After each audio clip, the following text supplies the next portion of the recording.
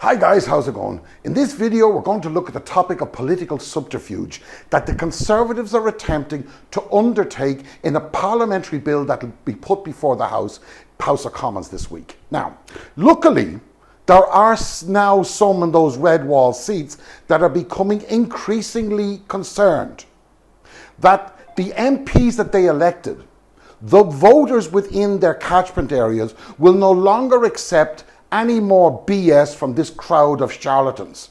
Now, they're becoming alarmed at how little regard the entire front bench hold for their candidate seats that has enabled this Conservative government to ride roughshod over democracy, over decency, and over honesty. So let's go.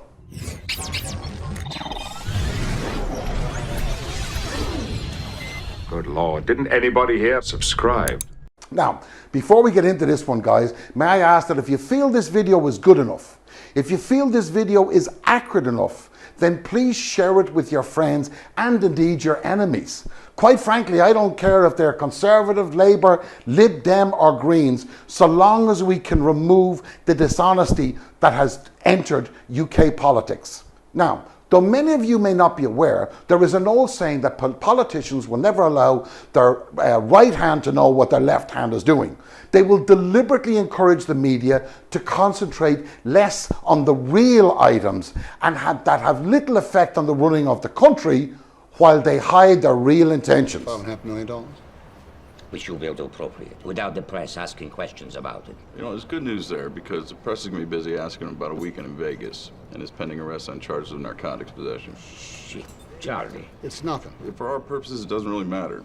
Thank you. I'm just explaining to him that as long as the press sees sex and drugs behind the left hand, you can park a battle carrier down the right hand, no one's going to notice. Now, though this analogy may seem to be inappropriate to some, when it comes to Boris Johnson's indiscretions, I feel that it exemplifies what this government is all about. Let me explain.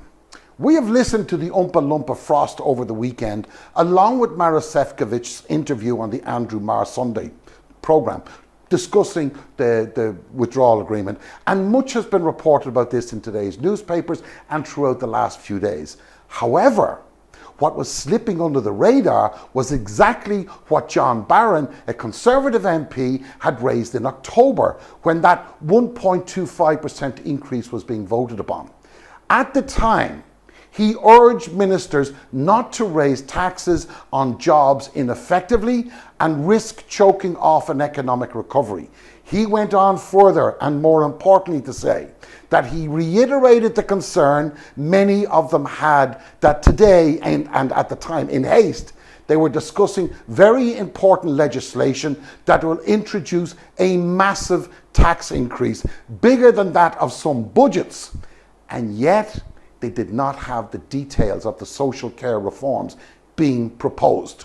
This is not the way to go about business in the House of Commons. Now, if ever there was a case of the pigeons coming home to roost, this is now it. So let's take a look at the most pertinent element of the so-called care bill, okay?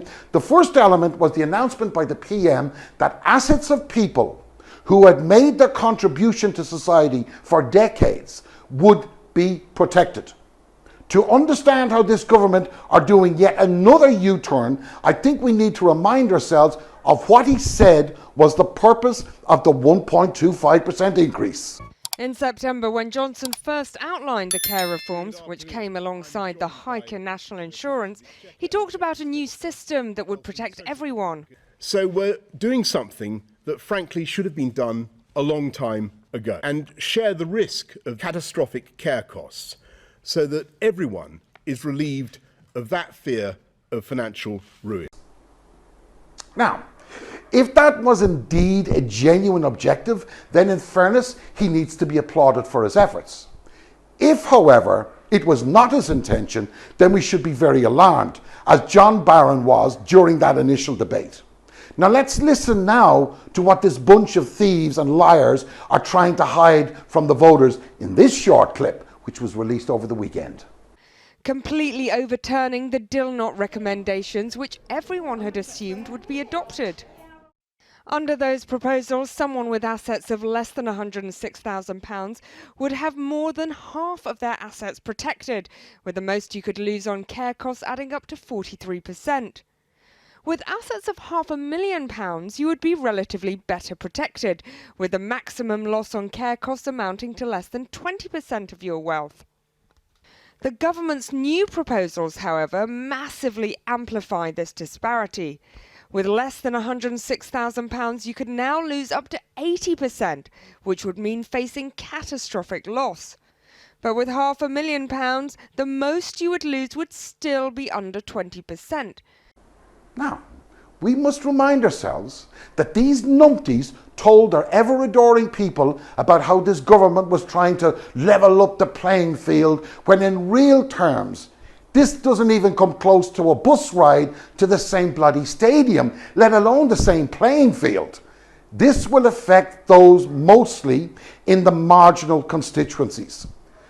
They were originally Labour strongholds, but migrated to the sunny lit uplands of the Tories in the 2019 election under the equally divisive mantra of let's get Brexit done. Now, some of you may think that this is an exaggeration. So let's listen to the opening salvo of the former Conservative Pensions Minister, Rosalind Altman. An £86,000 cap itself doesn't sound so bad. But the cap isn't the amount of money you will need to spend on care before you get any government-funded help, because the cap doesn't include your accommodation costs, food and board and lodging. So on top of that cap, which is only about a portion of the amounts you will pay for care, you have to have spent tens of thousands of pounds extra. So the calculation would suggest most people would need to spend well over £150,000 in order to start qualifying for any publicly funded help. And of course, the £86,000 doesn't start to accrue until the council believes you would be entitled to help from them, and at the rate at which the council says it would pay. They don't seem to fit with the concept of levelling up at all to me. But also, more importantly, it's hard to see how they will actually improve the quality of social care and address the care crisis which we already have. Now, so as you can hear from somebody who one would expect to know about these things, the 1.25% hike was and is a joke and has nothing to do with levelling up a wedding cake, let alone the public care system. It was and it is a scam. The Conservatives know very well that voter turnout among the middle and upper classes are greater than those in the lower income bracket. They are depending on those voters to either not vote in the next election or simply forget about the sneaky policies they have enacted in order to feather their own followers' nests. Guys, thanks for watching. Hope you appreciate it. If you like it, thumbs up. Subscribe especially, because we're not making progress there, but hopefully we can in the future. You take care, guys. See you on the flip side. Bye-bye.